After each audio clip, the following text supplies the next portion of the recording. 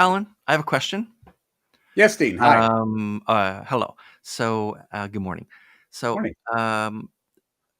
what are the biggest shifts you're seeing in sort of marketing strategies these days as we're moving into 2025, right? Compared to, say, 2 years ago, we're in a very different world than just 2023, right? A lot of it because of AI and then the economy and all that kind of stuff. But like, what are the sort of biggest shifts you're seeing? And also let folks know who you are. So, good morning. I'm Alan Gonsenhauser from Demand Revenue. I mentor, advise, and coach Mhm. chief marketing officers and VPs of marketing, help them with projects, and I'll sometimes come on as an interim or fractional CMO. And most of my work is with private equity portfolio companies in the SaaS software, health tech, healthcare, or professional services spaces. In terms of what companies, what Yeah. strategies are What are the big changing, shifts that are happening in the big marketing? shifts. Well, I think CMOs and marketing organizations need to think about their budgets in this environment with economic uncertainty, in terms of what they're going to try to cut and what they're going to invest more in. And I Right. think they have to change the mix. So the types of things you can cut, you can do a content audit and discover that 70% of the content you have isn't being used, and you can cut out, and that can save you time. You can consolidate agencies, Right. and there are also some bloated martech stacks, and you want to have the right martech stacks that actually are bringing you results. So I think those are areas that I've seen some organizations cut.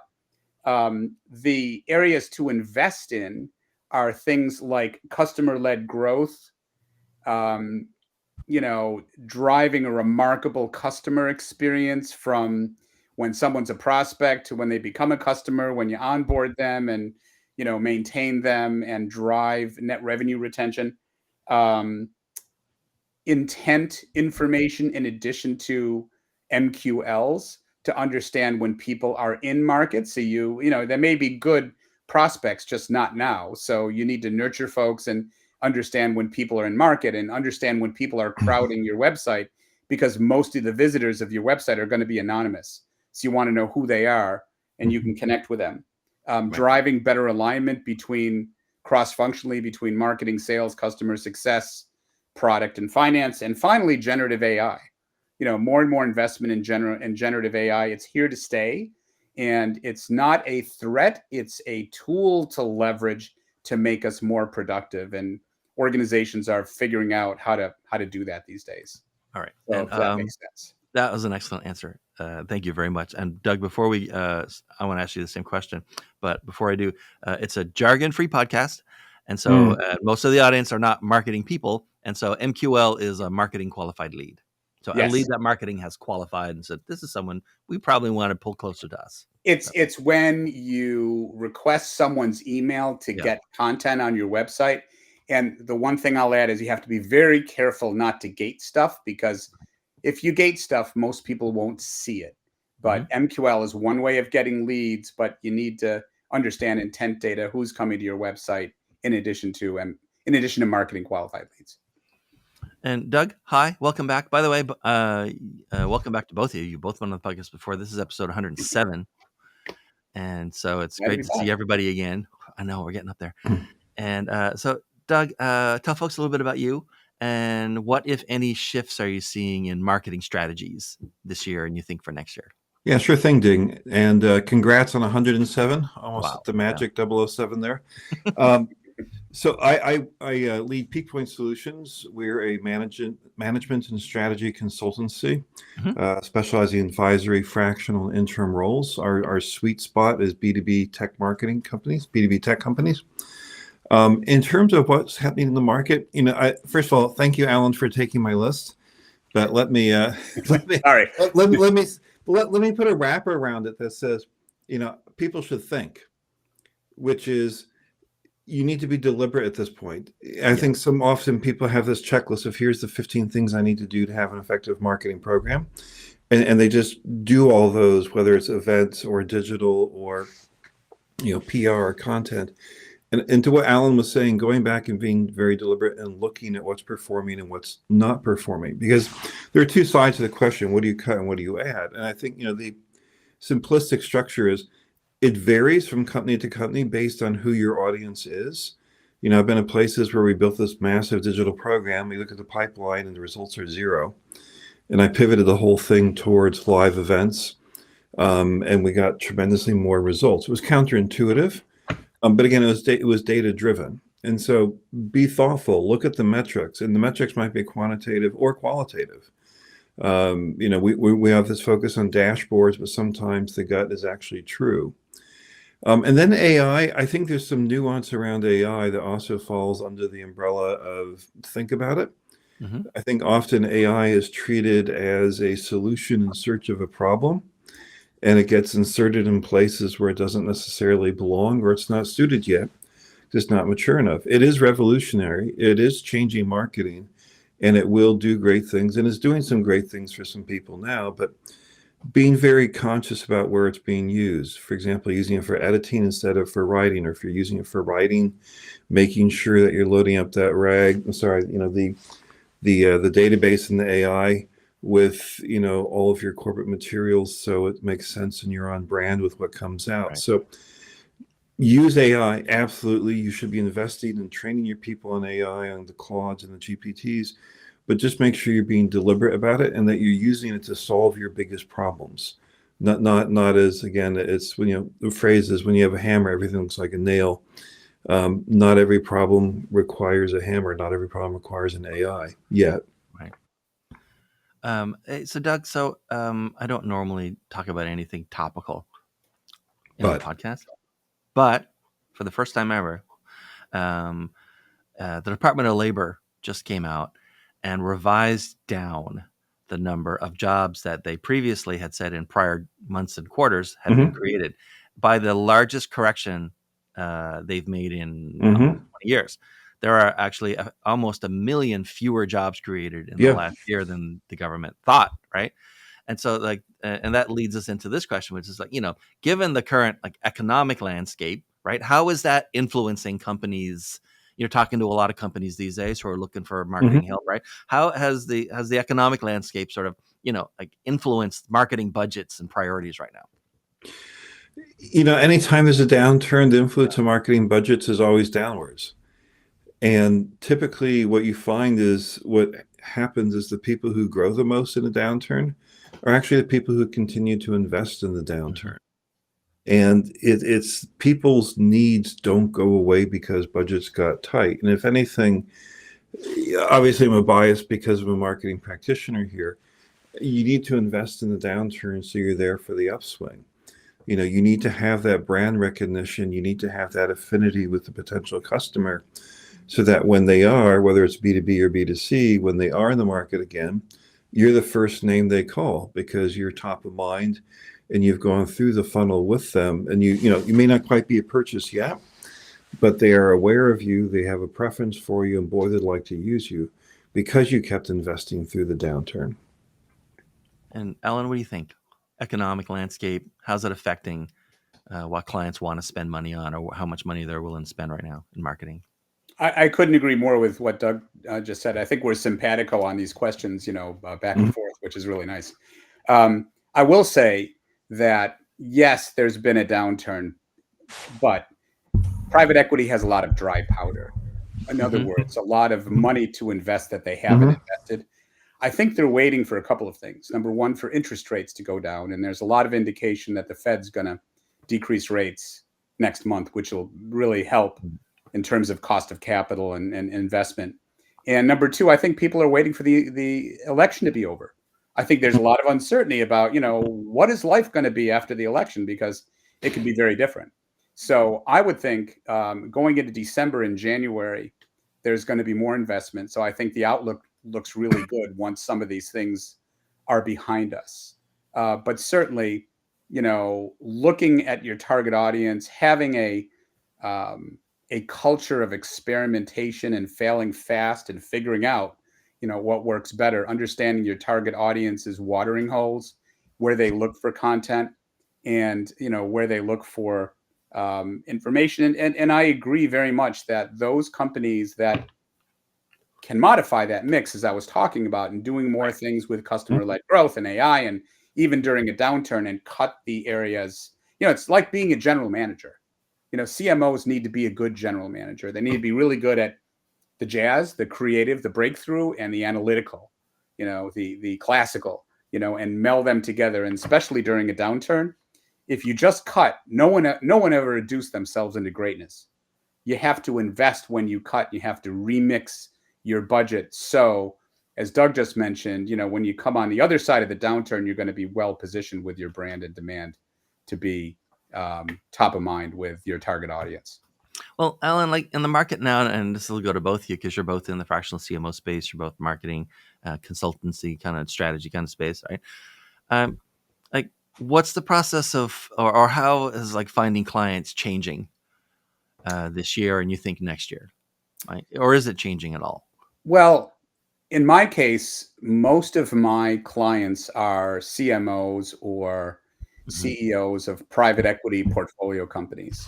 So they're like 200 million into the billions. And it really, for me, it's like account-based sales or account-based marketing, maybe a little of each, maybe more sales and marketing, but it's all about developing relationships, longer-term relationships. There are a lot more smaller companies with needs out there, which I'm not targeting, but for me, the needs I see from private equity are episodic. I may not hear in a few months, then all of a sudden there's an issue or a problem that I can help them with, in a number of ways, rebranding or building infrastructure, helping them scale for the future. Things like people, process, technology, data analytics, and pricing. Demand can be lumpy. That's what you're saying. Yeah, it could be lumpy, but it's I don't think that's going to change. To me, it's all about relationships. I don't even call it selling. I call it relationship management. So maybe that's closer to account-based sales or account-based marketing. I also market, I do social media and that kind of stuff, but really most of my business comes from my network and referrals. And Doug, how about you? How's the process of finding clients changing over time? Dean, going back to something that you mentioned at the beginning of the podcast with the downwardly revised unemployment numbers, I'm seeing more competition out there.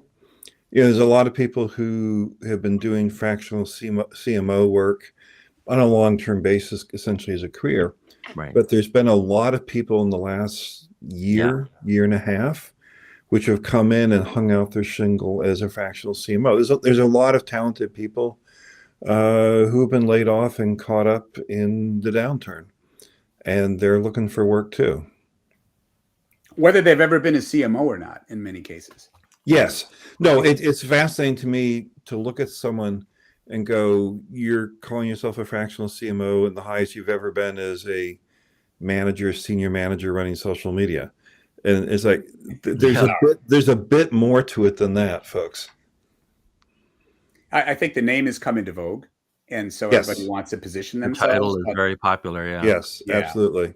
That's why I mentioned I've been a CMO 10 times, 7 full-time companies, 3 interim since I started Demand Revenue over 3 years ago. And I've mentored, advised, coached over 130, I think now 140 CMOs and VPs of marketing, because I think with so many people trying to position themselves as fractional, maybe the interim word is better. I don't know. But, what I do is really a combination of advisory, interim, fractional, and projects. But I think it's more, to your point, Doug, it's more important than ever to differentiate yourself in this environment where that term has become so crowded. I just did a quick look here, and I keep track of this. I go to LinkedIn, and just worldwide, I just let it tell me on all of LinkedIn how many fractional CMOs are there. Fractional CMO as a phrase, right? A phrase and a title. And this time last year, there were like 3,400. And right now, looking at it, there's a little over 7,500. So it's double in a year. Yeah. No, I appreciate the quantification of the point. And Alan, to your point, it's interesting when you talk about the bundles of services you offer. I have actually been moving away from calling myself a fractional CMO and moving back towards the marketing and strategy consultant, because it is broader. It is at some level differentiated, And I think it actually more accurately conveys the breadth of services available. Yeah. Um, but it'd be interesting to get on like Google Trends and look at what people are actually searching for. If someone needs marketing help, are they searching for fractional CMO or consultant or that type of thing? But That's actually what I wanted to ask you about next is, ah, flipping it around to the client side or the company employer side. Like, what challenges do you think companies are facing right now finding like great marketing people? good grief! I would say separating signal from noise. Yeah. It's. I was reading an article. I don't remember if it was the Times or the Journal, and they're talking about the rise of AI in the recruiting space. And you basically have the battling AIs. You have the candidates using AI to just It's an shoot arms race. Yeah.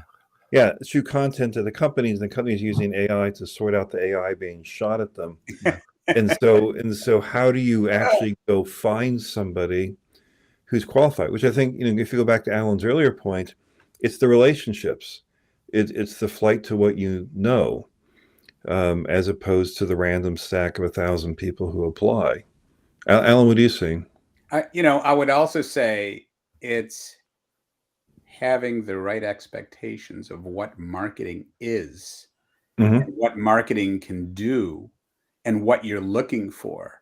I mean, example, the CEOs understanding what marketing is, what it can do is really Hmm. important to the Hmm. CEO CMO relationship. Um, and, recruiters look for Cinderella. Hmm. There are 12 criteria that the client has. You've got to have 14. So what I advise people is, recruiters are important, retain recruiters, but don't make it any more than 10 to 15% of your search. Yeah. You know, you're going to be a lot more, and don't apply to everything online. It goes into a big black hole. You can see the Hmm. void when you Hmm. click. You're very unlikely to hear some. Maybe you'll hear something back, but there's so many. By the time it's online, there's so many people that shoot their resumes, and it may be AI generated resumes to look exactly like the job description. You're much better off networking with people that Yeah. know you, and Yeah. just referrals and networking is the So way to is go. that Whether what you're looking for is that what fractional work or full companies time. and business people are telling you that like they're just swamped with Oh yeah, with marketing resumes. people Yeah. that Abs- are not qualified and should not have applied? Absolutely. yes. Yeah. Yeah. Yeah, And it's interesting because with all the technology, we actually seem to be reverting in the recruiting process, mhm, which is reverting back to the old school. Who do you know? yeah. Yeah. And to And who Alan, knows you? yeah, and the Alan going back to Alan about networking. I have been impressed at how generous people have been with their time. Maybe it's just because I live in Portland. You've got Portland Nice, but I think it's broader than that. Because when I'm reaching out to people with a reasonable pitch for networking, it's actually a surprisingly high hit rate, and it's the same thing with referrals. Yeah. Yeah. Do you think that there are companies that are not doing some kinds of marketing or not doing as much marketing as they otherwise would have simply because they don't have like people, Oh Of yeah, course. yeah, like the right people or enough well, of the right people? yeah, and Dean, I think that manifests in two different levels. The first level where it manifests is the leadership level. Hmm. If you don't have the people with the vision, if you don't have kind of the full stack marketer leader who has a sense of what the full suite of things is and is willing to try the full suite of things, it doesn't matter whether or not you have the people to execute. So you need someone with the vision and experience. And then, yeah, you do actually need the operators. Now, to me, the operators portion is getting earlier because there's so many people in our existing network, so many people in Fiverr and Upwork and other places, so many agencies. You can find all sorts of people to run all sorts of experiments, Hmm. but you fundamentally have to have someone like an experienced fractional CMO who's got the vision and can plan and execute against that. When I position what I offer clients, it's really three things. Um, it's strategy, it's leadership, and it's my network. You know, Hmm. I do lots of strategy work, to your point earlier, Doug, mostly Mhm. strategy. And when it comes to executing things, I have a lot of partners like Dean and others that are Yep. excellent at doing what they do. And Mhm. over time, building a net. I think our value, if you look at our careers and our value, really are related to two things. It's what we know, and it's spotting patterns over time, recurring patterns of problems that we've seen again and again, and we know how to Mhm. solve those problems Yeah. and the problems that our clients and customers have. That's part of our value. And the other part is our network. And as we progress more, the network becomes even more than 50%. It's important to know people, where you see different issues and problems that you can bring in. And it's more fun that way too, I think. All right, so here's my next question. Going back to the companies, okay? We've talked about for various reasons. Part of it is just, the economy. Part of it is like concern, at least near-term concern about the economy and hesitancy and so on, right?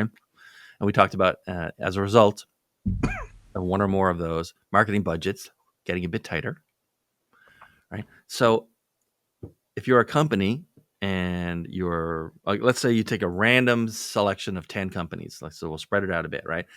Everyone's budget just got tightened a bit on marketing. Let's say that's our hypothetical. Like, what sort of marketing tactics are delivering, a good ROI right now in 2024? Mhm. It depends on the company.